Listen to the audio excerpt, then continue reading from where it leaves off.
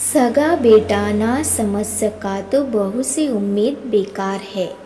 दरवाजे की घंटी अचानक दोपहर को बजती देख निशिता सोचने लगी, अभी कौन आ सकता है इतनी भरी गर्मी में, जहाँ सब आराम करने के मूड में रहते।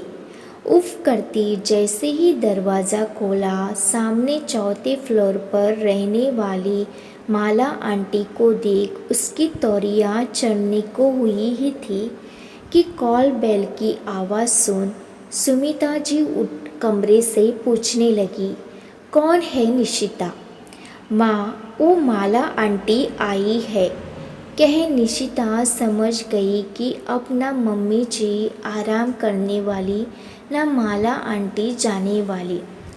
बस फिर उन्हें घर के भीतर आकर सोफे पर बैठने का इशारा कर वो सुमिता जी के कमरे में आई।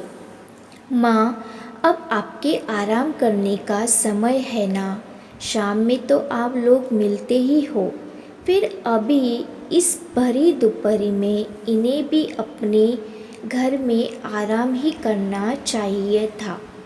धीमे से निशिता ने कहा, बहू अब आ गई है तो जाकर बैठ जाती हूँ, तुम जाकर बच्चों के साथ आराम करो, सुमिता जी ने कहा।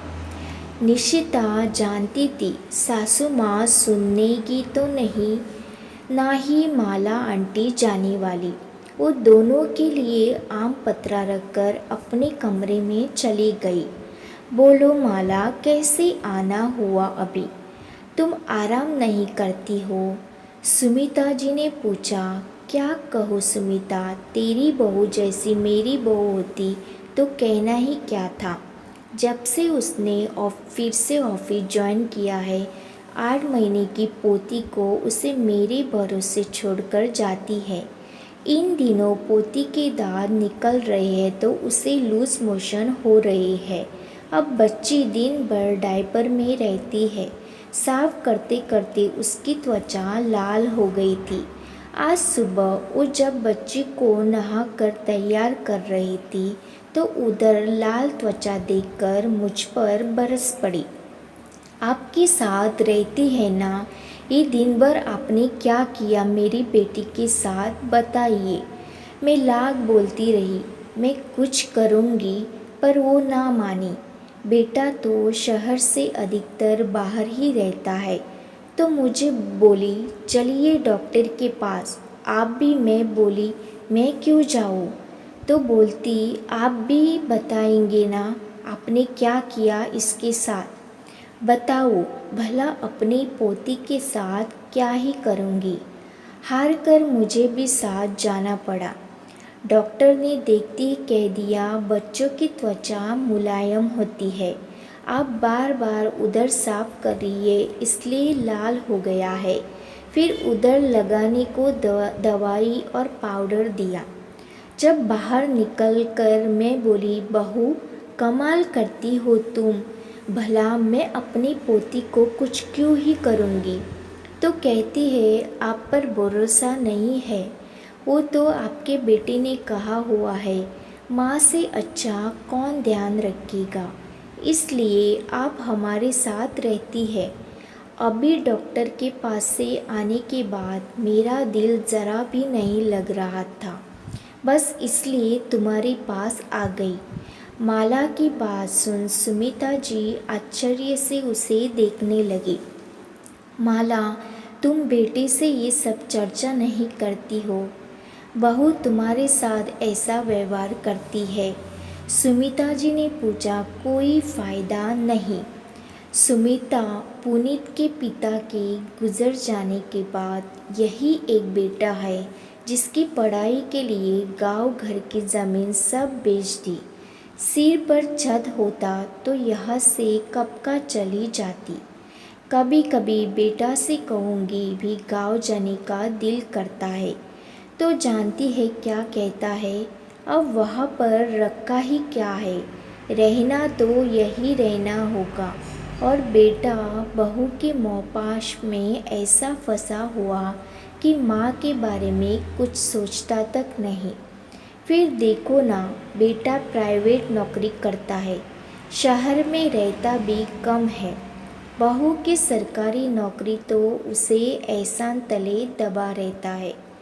माला ने कहा, अच्छा ये बताओ, आज फिर तुमने खाना वाना खाया भी कि नहीं? सुमिता जी ने पूछा, ऐसे में किसको भूख लगेगी, तुम ही बताओ।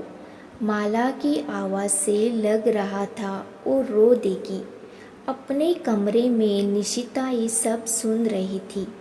जानती थी सासू माँ अभी रसोई में जाकर माला आंटी के लिए कुछ बना कर लाएगी। वो उठकर आ गई। आप बैठिए माँ, मैं कुछ लेकर आती हूँ। निशिता के चेहरे को देख लग रहा था उसने सारी बातें सुन ली है और वो भी माला आंटी को लेकर चिंतित है। वो एक थाली में खाना लेकर आई और प्यार से माला आंटी के कंधे पर हाथ रखते हुए बोली, आप यहाँ आराम से खा लीजिए। माला आंटी को खाते देख सुमिता जी और निशिता की आंखें भर आई। उन्हें देख ऐसा लग रहा था जाने कितने दिनों बाद कोई प्यार से उन्हें खाना खिला रहा होगा।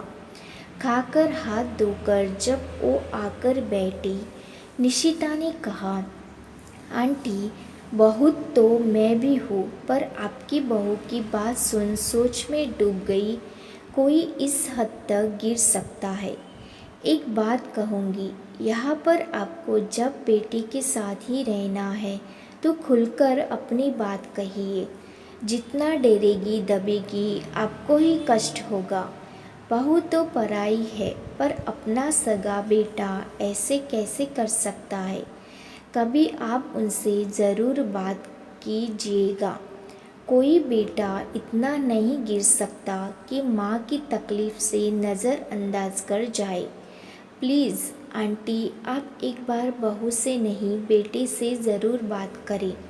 निशिता की बात सुन सुमिता जी ने भी यही सलाह दिया।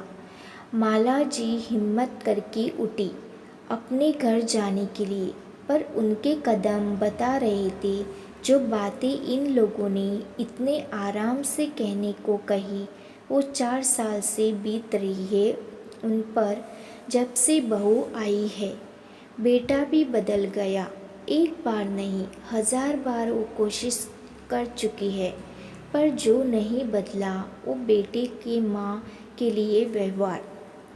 किसी को सलाह देना कितना आसान होता है, पर जिस पर बीत रही है वही जानता है क्या हो रहा है, क्या हो सकता।